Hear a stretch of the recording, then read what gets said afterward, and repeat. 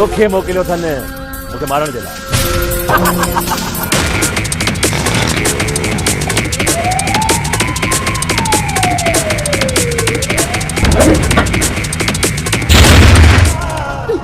मूंखे छॾण जे बजाय इहा दहशत जी दुनिया छो नथो छॾे ॾे?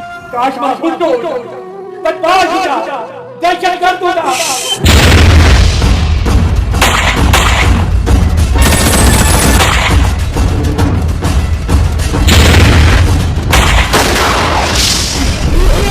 अस्सलाम वालेकुम दोस्तों, ड्रामा सीरियल दो दो अज तक अपडेट ॾींदासीं। ड्रामा सीरियल दो दो जी आख़िर दो दो ड्रामो केॾांहुं वियो, काॾे वियो, मेरहान टीवी वारनि जो ड्रामो।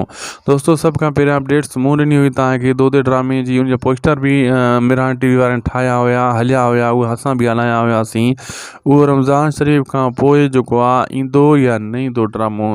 दोस्तों असल में उहो उन जी जेका शूटिंग रमज़ान शरीफ़ खां बाद में कई वेंदी ऐं ॿुधायो पियो वञे त उहो बहितरीन ऐं वॾे जेको आहे न स्केल जो ड्रामो आहे। मेगा सोप सीरियल आहे, वॾो प्रोजेक्ट आहे इहो। दो दो ड्रामे में असद कुरैशी मेन कैरेक्टर हुयो ऐं ॿिया बि सभई अदाकार आहिनि, सुठा सुठा अदाकार। मैडम नसरीन नाज़ हुई, सभई अदाकार आहिनि। ॾाढो हाई लेवल जो ड्रामो आहे ऐं तमामु जेको आहे न जल्द उन जा बक़ाया जेका अपडेट आहे उहा बि मां आणींदुसि ऐं तव्हां ऐं असांजे साम्हूं उनजी अपडेट्स ईंदी। ऐं हाई लेवल जो ड्रामो, सच पुछो न इहो दो दो ड्रामो कंहिंखां घटि न आहे। दोस्तों ज़बरदस्त ड्रामो आहे, कहाणी बि हाई लेवल जी आहे। दो दो असद कुरैशी जे नाले सां इहो ड्रामो जेको शूट कयो वेंदो। असांखे ॾींदा इजाज़त। जब अपडेट सुठी लॻे त लाइक सब्सक्राइब शेयर ज़रूरु कंदासीं हिन यूट्यूब चैनल खे। मिलंदासीं कंहिं ॿी अपडेट में। अल्लाह हाफ़िज़।